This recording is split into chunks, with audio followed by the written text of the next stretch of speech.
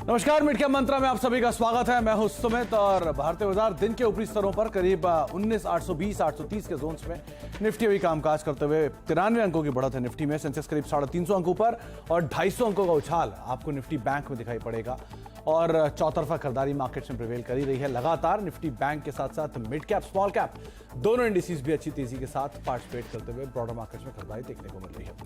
Mid cap में हम बातचीत करेंगे कई सारे स्टॉक्स के ऊपर, अहम खबरों के ऊपर भी, और नीरव शेड़ा हमारे साथ मौजूद भी होंगे, लेकिन उनसे बातचीत करने पहले देखो तो हेडलाइंस। बाजार में चौतरफा खरीदारी, 19,800 के पार निकला निफ्टी। लगातार 8वें दिन मिड कैप इंडेक्स में शिखर पर। निफ्टी बैंक भी करीब 300 अंक ऊपर। निफ्टी ऑटो और रियल्टी इंडेक्स भी नई ऊंचाई पर। पावर शेयरों में जोरदार ऊर्जा 10% तेजी के साथ पीएफसी बना एफ&ओ का टॉप गेनर। आरईसी में 9% का उछाल। एनटीपीसी टाटा पावर भी 3% ऊपर। G20 समिट के दौरान बड़े करार होने की उम्मीद से दौड़े railway share. IRCON, RVNL, rights के शेयर करीब 5 से लेकर 7% भागे। मिडिल ईस्ट में रेल प्रोजेक्ट के लिए हो सकते हैं समझौते। मझगांव डॉक में आज फिर 10% की तेजी। अमेरिकी सरकार के साथ नेवी शिप रिपेयर करने के लिए किया गया करार। 2 दिन में शेयर में 24% की बढ़त। और कल से शुरू होने वाले G20 शिखर सम्मेलन के लिए आज दिल्ली पहुंचेंगे अमेरिकी राष्ट्रपति जो बाइडेन। शाम प्रधानमंत्री मोदी के साथ द्विपक्षीय वार्ता। ब्रिटिश पीएम ऋषि सुनक समेत दुनिया के कई लीडर्स भी आज पहुंचेंगे भारत। रिजर्व बैंक आज इंक्रीमेंटल सीआरआर के फैसले का रिव्यू करेगा। पिछली पॉलिसी में आरबीआई ने 10% के आईसीआरआर का किया था फैसला। रिव्यू से पहले सरकारी बैंकों में रौनक, जबकि प्राइवेट बैंकों पर हल्का दबाव। और मुंबई और उसके आसपास के इलाकों में भारी बारिश जारी। मौसम विभाग ने मुंबई, ठाणे, पालघर समेत महाराष्ट्र के 9 जिलों के लिए येलो अलर्ट किया जारी।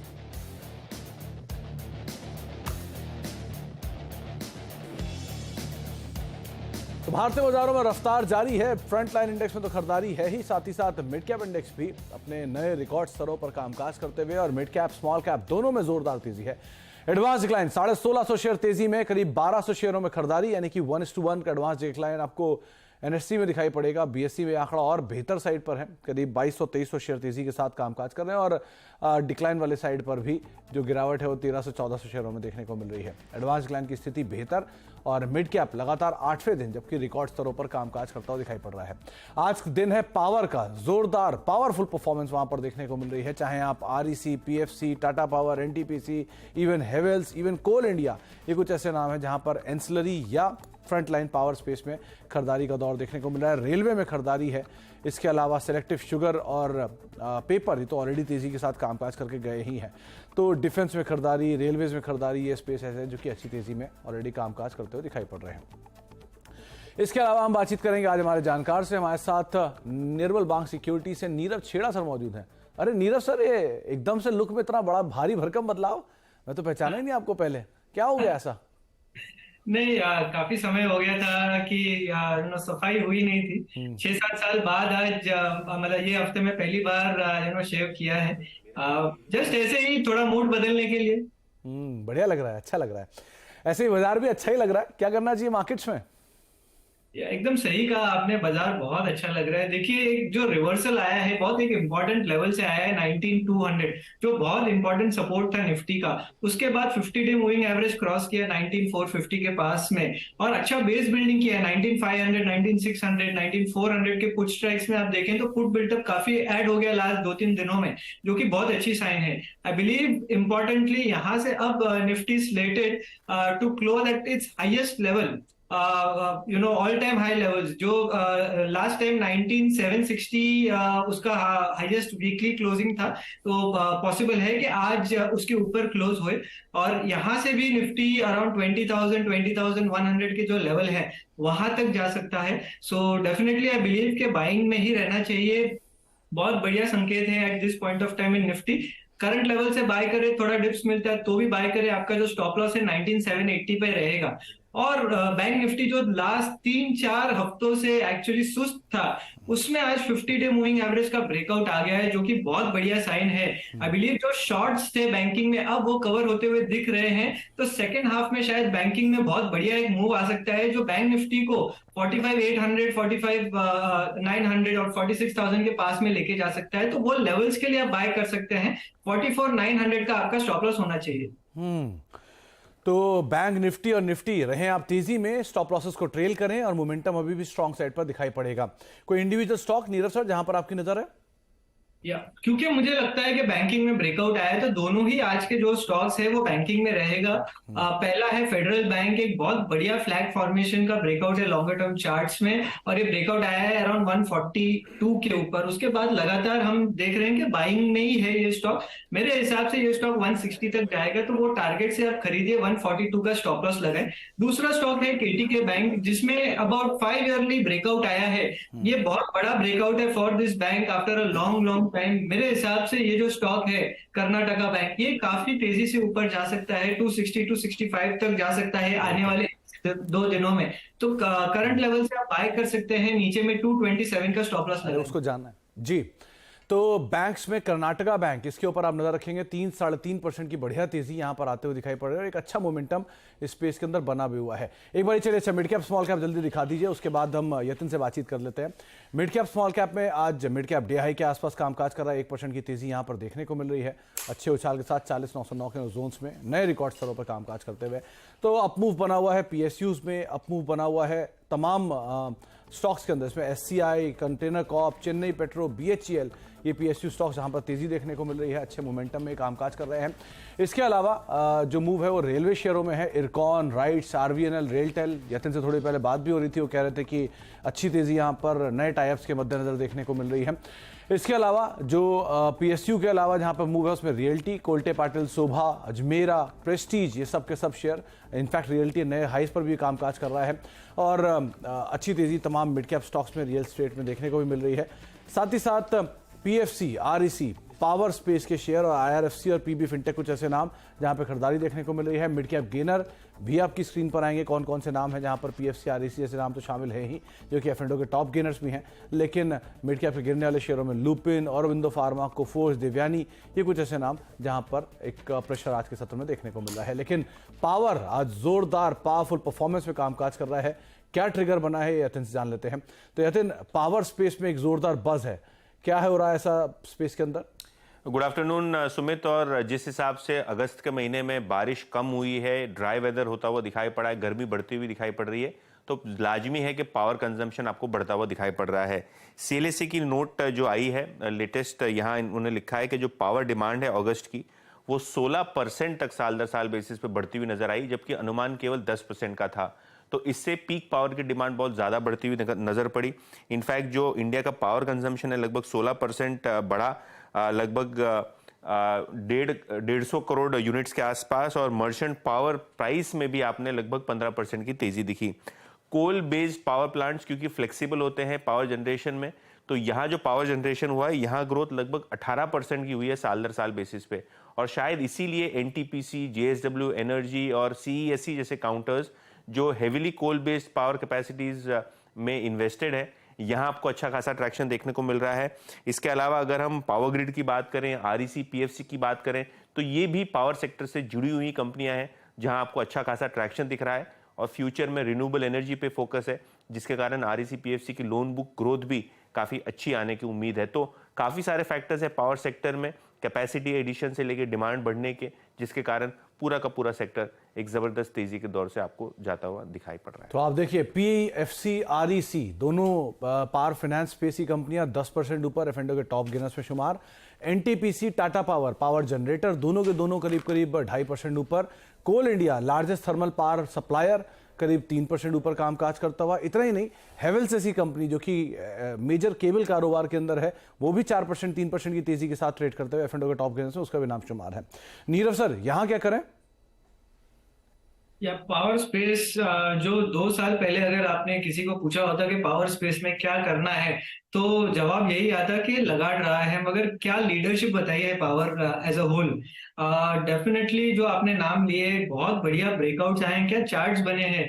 आई बिलीव और भी तेजी आ सकती है, मगर कोई एक स्टॉक मुझे चूज करना है तो मैं डेफिनेटली कोल इंडिया चूज करूंगा, क्योंकि एक लंबे अरसे बाद इसमें एक ब्रेकआउट आया है, एक फॉलिंग ट्रेंड लाइन का, और ब्रेकआउट के बाद 240 वाला 280 हो गया, मगर अभी भी इसमें क्षमता है कि ऊपर में अराउंड 325 330 के लेवल्स तक जा सकता है। सो डेफिनेटली करंट लेवल से आप बाय कर सकते हैं, थोड़ा डिप्स मिले डिप्स में भी बाय करें, 270 का स्टॉप लॉस रहेगा, ऊपर में अराउंड 325 तक जा सकता है। दूसरा, अगर कोई स्टॉक मुझे पूछे तो मेरे हिसाब से एनटीपीसी डेफिनेटली यहाँ से और क्षमता रखता है ऊपर में जाने के लिए, क्योंकि एनटीपीसी में एक लॉन्ग टर्म ब्रेकआउट आया है, और ये ब्रेकआउट आया है करीब करीब 10 सालों का। तो अब यहाँ से जो पेस एट विच जो ये स्टॉक ऊपर जाएगा वो बढ़ जाएगा, एंड डेफिनेटली मुझे लगता है कि ये स्टॉक यहाँ से 280 290 के जो लेवल्स है वो कर सकता है आने वाले टाइम में। सो करंट लेवल से आप बाय कर सकते हैं, 230 का आपका स्टॉप लॉस बनेगा। तो 220 का एक स्टॉप लॉस लेके एनटीपीसी को आप देख सकते हैं 240 245 के जोन्स में भी ये कामकाज कर रहा है। अच्छी तेजी यहां पर देखने को मिल रही है। लाइकवाइज कोल इंडिया, और देखिए नीरव सर यहां क्या करें, क्योंकि ये भी 3% के अपमूव के साथ कामकाज कर रहा है, और क्योंकि इसको मैंने दोबारा इसलिए पूछ रहा हूं कि एक बड़ा अपमूव ने दिखाया है और उसके बाद चल रहा है, लेकिन फिर भी अपने जो पुरानी ग्लोरी है उससे बहुत पीछे है, तो अभी आप इसे कैसे रीड कर रहे हो? ये थोड़ी तकनीकी खराबी थी। आपने स्टॉक क्या लिया ना? कोल इंडिया। कोल इंडिया, यस। सो देखिए, कोल इंडिया का अगर देखें तो जो लास्ट 1.5-2 साल का प्रोफाइल है उसमें वॉल्यूम्स बहुत बढ़िया है, और एक flag kind of a formation breakout है मंथली में, वीकली में भी एक अच्छा ट्रायंगल फॉर्मेशन ब्रेकआउट है। आई डेफिनेटली बिलीव कि ये स्टॉक में क्षमता है कि ऊपर में अराउंड 325 330 के लेवल्स जा सकते हैं। यहाँ पे आप 270 का स्टॉप लॉस लगा के इसे बाय कर सकते हैं, थोड़ा डिप्स मिले तो डिप्स में भी बाय करें। जो ओवरऑल सेटअप है वो बहुत बढ़िया है, और एक चीज ध्यान में रखिए, ये स्टॉक जो है 400 से लगातार नीचे आ रहा था पिछले कुछ सालों से, और अब उसका अपवर्ड ट्रेजेक्टरी शुरू हो चुका है, तो स्लोली बट स्टेडीली 400 तक जाना है in the medium to long term. So definitely buy every dip में ये स्टॉक आपको बाय करना चाहिए। इसमें डिविडेंड भी बहुत काफी अच्छा मिलता है। डिविडेंड पे ऑफ्स उसके सच में काफ़ी अच्छे हैं। वो बात अलग है, अपने इशू प्राइस से नीचे ही था ये, लेकिन डिविडेंड दे के इसने अपनी कॉस्ट को ऑलमोस्ट फ्री कर रखा है। इसके अलावा आईसीआईसीआई प्रूडेंशियल, एक बार इसको और देखिए नीरव सर, ये शॉर्ट कवरिंग का बढ़िया कैंडिडेट है, आज 4% ऊपर कामकाज कर रहा है, फिंडो के टॉप गेनर में शुमार भी है। यहाँ क्या करें? देखिए, एक चीज तो बहुत बढ़िया हुई है कि उसने जो अपना लॉस था वो रीगेन कर दिया पिछले 2 दिनों में, वापस 50 डे मूविंग एवरेज पे आ गया, जो कि एक उसका अभी रेजिस्टेंस है। ये एक फ्लैग काइंड ऑफ फॉर्मेशन ये भी बना रहा है, मगर इसमें ब्रेकआउट आया नहीं है लॉन्गर टर्म चार्ट्स पे, और वो जो ब्रेकआउट है इसका अराउंड 575 के पास में है। Again combine that with the 50 day moving average, तो 575 बैंड का अगर वो ब्रेकआउट दे देता है, उसके बाद काफी बढ़िया बाइंग आ सकती है ये स्टॉक में, और उसके बाद जो अपवर्ड लेवल्स हैं वो अराउंड 625 630 तक के आ सकते हैं। तो buy above 575, keep a stop loss of 560 for the longs, and 625 630 के पास में प्रॉफिट बुकिंग करें। तो 625 630 के अराउंड आप प्रॉफिट बुक कर सकते हैं, ये नीरव सर आपको राय दे रहे हैं। एक ब्रेक का वक्त है, ब्रेक के बाद लौटते हैं और एक इंपॉर्टेंट इवेंट जो कल से शुरू होने वाला है G20, उसके ऊपर चर्चा करते हैं। असीम हमारे साथ मौजूद भी हैं दिल्ली से, उनसे हम बातचीत करेंगे छोटे से ब्रेक के उस पार।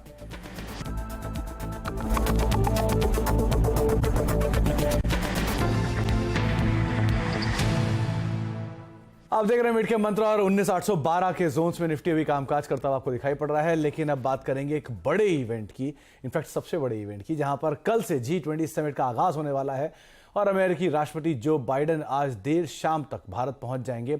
क्या होगा G20 का एजेंडा, जानकारी दे रहे हैं संवाददाता असीम मनचंदा। असीम, G20 समिट, पहला तो जिस तरह की दिल्ली की पिक्चर है उससे देख के लगता है कि ऐतिहासिक इवेंट जिसको आप देख रहे हैं, सामने से फेस कर रहे हैं, फील कर रहे हैं, तो क्या एजेंडा है इसका और क्या तैयारी है वहां पर? जी सही कहा आपने कि ऐतिहासिक एजेंडा होगा यहाँ पर इसका। खासतौर पे कि अब तक G20 की 200 से ज़्यादा बैठकें देश के 60 शहरों में हो चुकी हैं और शनिवार को इसकी फाइनल बैठक जो है दिल्ली के अंदर होने वाली है।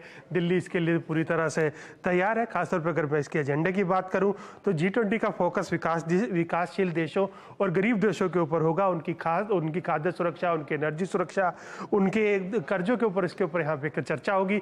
इसके साथ साथ इसके अंदर ये भारत ये चाहता है कि क्रिप्टो करेंसी के लिए एक रेगुलेशन लेकर के आ जाए, जो मल्टीलेटरल बैंक्स हैं उनके अंदर के सुधार जो है वो किया जाए। इसके साथ साथ डिजिटल पब्लिक इंफ्रास्ट्रक्चर बढ़ाने के ऊपर भी एक फोकस रहेगा। क्लाइमेट इंफ्रास्ट्रक्चर क्लाइमेट फाइनेंसिंग के फ्रेमवर्क के ऊपर भी भारत का फोकस रह सकता है। और सबसे बड़ी बात इसमें चर्चा जो है रूस और यूक्रेन की स्थिति को लेकर के भी हो सकती है। कई ग्लोबल लीडर्स ने इसको लेकर के संकेत दिए कि हम इसके ऊपर चर्चा करना चाहते हैं, तो वहां पर उसके ऊपर भी किसी तरह का फाइनल स्टेटमेंट निकल करके आ सकता है।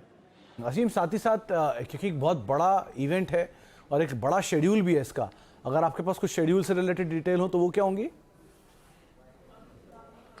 जिसे एक आपने देखिए करीबन 28 देशों के जो प्रतिनिधि हैं वो यहाँ पर पहुँच रहे हैं। खासतौर पे कि 19 जो मेंबर देश है और उसके अलावा 9 अन्य देशों को यहाँ पर इन्विटेशन दिया गया है, तो सब यहाँ पर पहुँच रहे हैं। अमेरिकी राष्ट्रपति जो बाइडेन आज यहाँ पर पहुँच जाएंगे, जबकि रूसी राष्ट्रपति व्लादिमीर पुतिन और चीनी राष्ट्रपति जिनपिंग जो है इसमें नहीं आ रहे, लेकिन फिर भी काफ़ी ज़्यादा यहाँ पर बायलैटरल्स मीटिंग यहाँ पर रखी गई हैं। प्रधानमंत्री मोदी करीब 15 मीटिंग्स यहाँ पर एड्रेस मीटिंग्स करेंगे।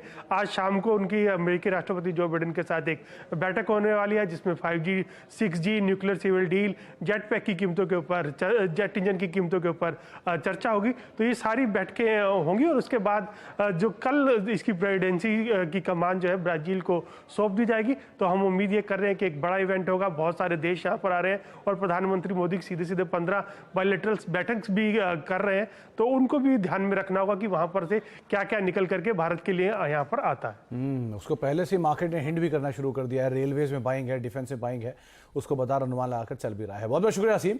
समय समय पर आपसे हम और डिटेल्स के ऊपर लेते रहेंगे। लेकिन अमेरिकी विदेश मंत्रालय की प्रवक्ता मार्गरेट मैक्लाउड के मुताबिक दुनिया के बड़े आर्थिक मसले हल करने के लिए G20 सबसे बड़ा फोरम है। क्या है अमेरिका की प्राथमिकता, आइए सुनते हैं। आर्थिक समस्या से निपटना चाहते हैं, जिनमें से वैश्विक गुर्बत और हम कैसे अंतर्राष्ट्रीय मालियाती संस्थाओं को और वसाइल दे सकते हैं, क्योंकि उनके infrastructure loans sustainable, accountable, transparent है और हम वैसे टूल्स जो प्रूवन है हम उसको और बढ़ाना चाहते हैं।